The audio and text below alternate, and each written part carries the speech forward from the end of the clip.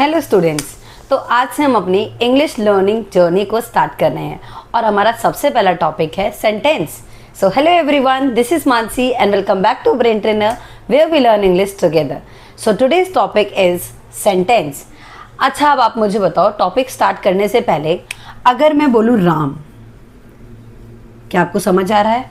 Well no, लेकिन मैं बोलूँ राम इज ए स्टूडेंट, क्या अब आपको समझ आ रहा है? यस। तो हमें पता लग रहा है कि राम एक कंप्लीट सेंस नहीं बना रहा है, लेकिन राम इज अ स्टूडेंट एक कंप्लीट सेंस बना रहा है। तो यानी कि सेंटेंस क्या होगा? Sentence is a group of word that make complete sense, right? एक ऐसा सेंटेंस जो एक कंप्लीट सेंस बनाता है, इसको क्या कहा जाता है? सेंटेंस। आगे देखते हैं सेंटेंस। अब बेसिकली सेंटेंस को दो भागों में डिवाइड करा जाता है। Number 1 is subject and the next is predicate, right? Number 1 है हमारे पास subject and the next one is predicate. अब सब्जेक्ट क्या होता है? तो सब्जेक्ट होता है द डूअर, यानी कि जो काम करने वाला है। डूअर आप हो सकते हो, मैं हो सकते हैं, हम सब हो सकते हैं, वे सब हो सकते हैं, या कोई किसी इंसान का नाम हो सकता है। ये सभी क्या होते हैं? सब्जेक्ट होते हैं। वहीं पे अगर मैं प्रेडिकेट की बात करूं तो सब्जेक्ट को छोड़कर जो भी बचता है, rest of the things are predicate. The action और द इंफॉर्मेशन, राइट? जो भी एक्शन लिया जा रहा है, जो भी इंफॉर्मेशन दी जा रही है, ये सभी क्या होता है? प्रेडिकेट। अच्छा मैम, ये जो सेंटेंस है, इस सेंटेंस में सब्जेक्ट क्या है? तो राम क्या है हमारे पास? सब्जेक्ट। लेकिन बाकी जो डिटेल है ये हमारे पास क्या है? Predicate. Is that clear to you? चलिए आगे देखते हैं। अब है हमारे पास kind of sentence. Kind of sentence क्या होते हैं? तो पहला है हमारे पास असर्टिव। असर्टिव का मतलब क्या होता है? स्टेटमेंट। वहीं पर अगर इंट्रोगेटिव की बात करेंगे तो इंट्रोगेटिव तो आप सभी को पता है, क्वेश्चन टैग्स या क्वेश्चन। इम्पेरेटिव होता है रिक्वेस्ट या किसी को कमांड देनी हो, राइट?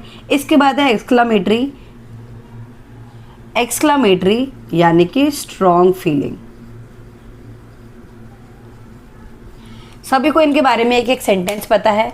अगर आपको पता है तो एक एक सेंटेंस कमेंट में या अपनी नोटबुक में ज़रूर लिखें। Assertive sentence, for example, Ram is a boy. Interrogative, is Ram a boy. Imperative में हम रिक्वेस्ट या कमांड करेंगे तो हम बोल सकते हैं please bring me a glass of water. Exclamatory यानी कि होते हैं स्ट्रॉन्ग फीलिंग। जब हम अपने एक्सप्रेशंस को शो करते हैं तो क्या हो जाएगा? ये एक्सक्लामेटरी सेंटेंस। इसी के साथ हमें याद रखना है कि सेंटेंस को किस फॉर्म में लिखा जाता है। जैसे अगर सेंटेंस को लिखने का सही तरीके की बात की जाए तो वो होता है सब्जेक्ट, फिर आती है हमारी हेल्पिंग वर्ब, फिर आती है हमारी मेन वर्ब। मैं लिख देती हूँ पूरा, मेन वर्ब, फिर आता है हमारा कोई ऑब्जेक्ट। अच्छा, सब्जेक्ट क्या होगा फिर? अभी मैंने बताया द डूअर। अब डूअर तो बहुत सारे होते हैं, जैसे कि ही, शी, इट या फिर नेम। ही को वह कहा जाता है, शी मतलब भी वह, इट मतलब भी यह, और नेम मतलब क्या होता है? नाम। इसी के साथ और भी सब्जेक्ट होते हैं, जैसे कि यू, वी, दे या फिर कोई प्लूरल नेम। जैसे यू मतलब क्या होता है? आप या फिर तुम। वी मतलब हम, दे मतलब वे या उन्हें, और प्लूरल नेम में जैसे काउज या बॉयज। बहुत सारे एग्जाम्पल है। अब ये तो हो गए हमारे सिर्फ सब्जेक्ट। हेल्पिंग वर्ब क्या होती है? जो हम सब्जेक्ट के अकॉर्डिंग लगाते हैं। अब बहुत सारी हेल्पिंग वर्ब होती है, जैसे आगे देखते हैं। मेरे पास हेल्पिंग वर्ब और मेन वर्ब। हमें पता लग गया है कि सेंटेंस को इस स्ट्रक्चर में लिखा जाता है, लेकिन सब्जेक्ट क्या है, हेल्पिंग वर्ब क्या है, मेन वर्ब क्या है, क्लियर करते हैं। हेल्पिंग वर्ब बेसिकली क्यों लगाई जाती है, तो हेल्पिंग वर्ब से हमें टेंस का आइडेंटिफिकेशन होता है कि हम किस टेंस की बात करते हैं, जैसे is, am, are, do, does, has, have, और इसी के साथ आ जाएगा वॉज, वर, डिड और हैड। अगर आप ध्यान से ऑब्जर्व करो एक छोटा सा हिंट कि इज, एम, आर की पास्ट फॉर्म वॉज, वर होती है, डू, डज की पास्ट फॉर्म डिड होती है, एंड हैज, हैव की पास्ट फॉर्म हैड होती है। प्लीज रिमेंबर दिस पॉइंट, क्योंकि ये सभी चीजें अभी हम टेंस में दोबारा रिपीट करके पढ़ेंगे, तो होप आपको ये सब चीजें समझ आ गई होगी। आगे देखिए, इसी के साथ जितने भी मॉडल वर्ब होते हैं, जितने भी मॉडल वर्ब होते हैं, modal verb can, could, may, etcetera, बहुत सारे होते हैं। अब हमें ध्यान क्या देना है, मेन वर्ब क्या होती है। मेन वर्ब बेसिकली क्रिया को बोला जाता है, क्रिया, जो भी हम काम कर रहे हैं, जैसे क्राई, स्पीक, अभी मैं क्या कर रही हूँ, राइट, आप लोग क्या कर रहे हैं, listen, see, watch and etcetera, बहुत सारे मेन वर्ब है। तो आपको अब समझ आ गया होगा कि सब्जेक्ट को किस तरीके से लिखना है। ऑलवेज रिमेंबर, जब कभी भी सेंटेंस को लिखे तो ये सभी चीज़ें हमारे पास होनी चाहिए। उसमें सब्जेक्ट होना चाहिए, means the doer, helping verb होनी चाहिए, यानी कि आप उस सेंटेंस के टेंस को आइडेंटिफाई कर सके, मेन वर्ब होनी चाहिए, मेन वर्ब यानी कि काम क्या हो रहा है, और लास्ट में ऑब्जेक्ट, कुछ भी हो सकता है वो। आगे देखिए, एक और इम्पॉर्टेंट बात कि सेंटेंस का ये तो सिंपल स्ट्रक्चर हो गया, लेकिन और भी स्ट्रक्चर होते हैं, जैसे इंट्रोगेटिव, इंट्रोनेगेटिव और इंट्रोगेटिव नेगेटिव। चलिए आगे क्लियर करते हैं। अभी हमने जस्ट पढ़ा सेंटेंस का रूल, लेकिन क्या ये सेंटेंस को हम 4 तरीकों से लिख सकते हैं? यस, सिंपल, फिर हो जाएगा नेगेटिव, फिर हो जाएगा इंट्रोगेटिव, और फिर हो जाएगा इंट्रोगेटिव नेगेटिव।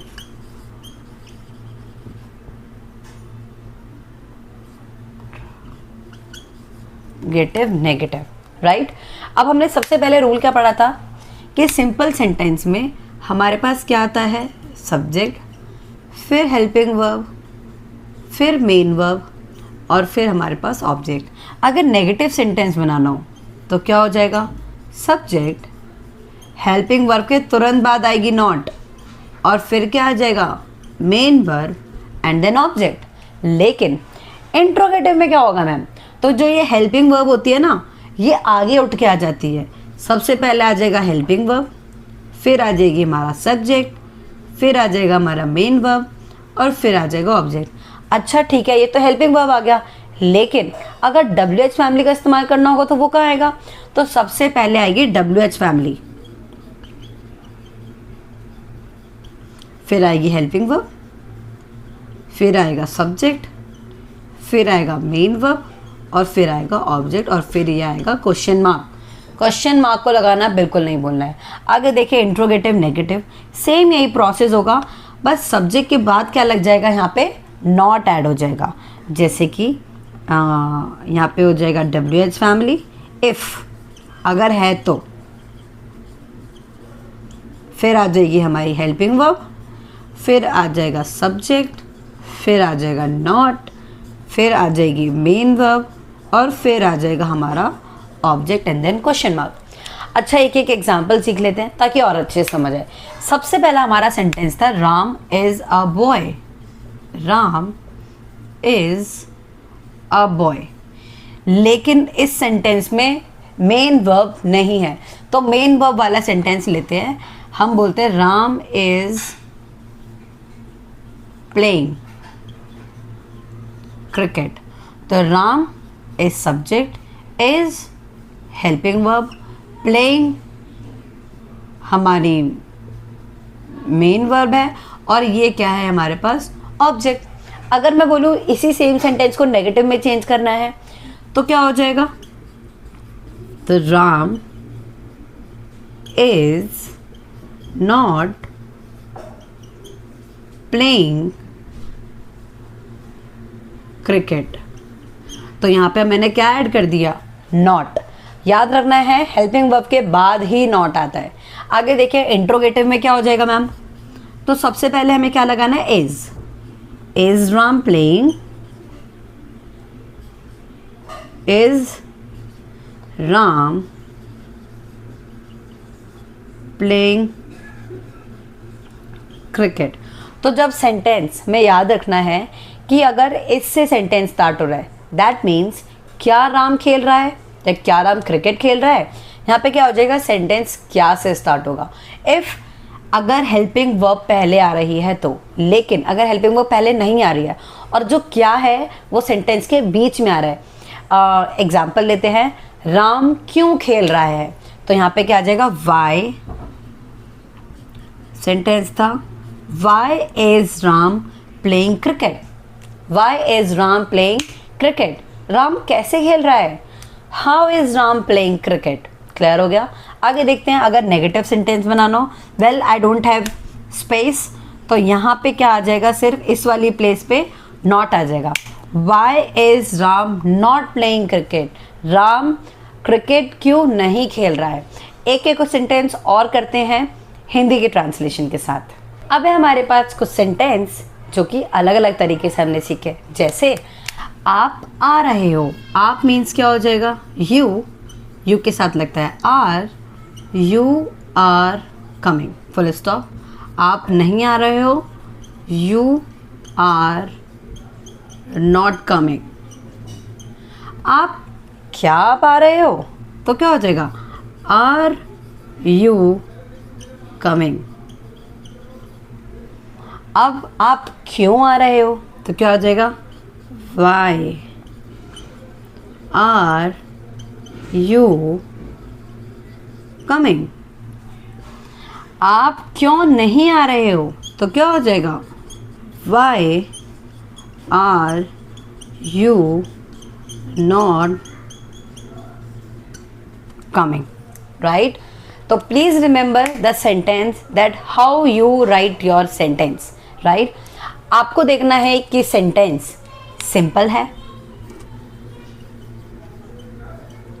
नेगेटिव है, इंट्रोगेटिव है,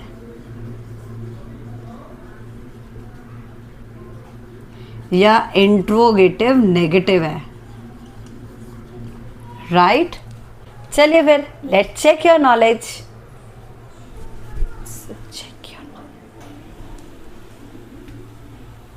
चलिए फिर मैंने कुछ क्वेश्चन तैयार करे हैं, आपको इसके अंदर कुछ ऐसी चीज़ें भरनी है जिससे एक कंप्लीट सेंस मिले। देखो अगर मैं बोलूँ I am to Mumbai, is this make complete sentence, well no. तो हम क्या लिखेंगे, I am going to Mumbai. आप कुछ और भी लिख सकते हैं, Ram is not go to park, no. यहाँ पे क्या हो जाएगा, Ram does not go to park, और डज की जगह यहाँ हम डिड भी लिख सकते हैं, ये हमारी मर्जी है। आगे देखो, शी डैज नॉट गॉन, वर्ब की थर्ड फॉर्म है और थर्ड फॉर्म के साथ हमेशा हैज़, हैव या हैड लगता है, तो यहाँ पे हैज़ आ जाएगा या फिर हैड आ जाएगा, राइट। चलिए आगे देखिए, यू आर इंटेलिजेंट हो सकता है, आई एम हैप्पी हो सकता है, या सैड भी हो सकता है, आपकी मर्जी है आपको क्या लिखना है। वी आर रीडिंग डैश, ये आप मुझे बताएं कमेंट करके। Now make at least 10 sentence in your notebook and check yourself whether you are right और नॉट। अब आपकी बारी है कुछ और नए सेंटेंस बनाने की।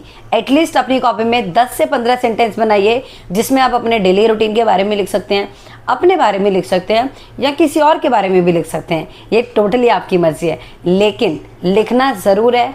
अगर आपको समझ आया होगा तो definitely you can. So if you found this video helpful, please give it a thumbs up, share with your friends who want to learn English and upgrade their self too. Thank you so much. Bye bye.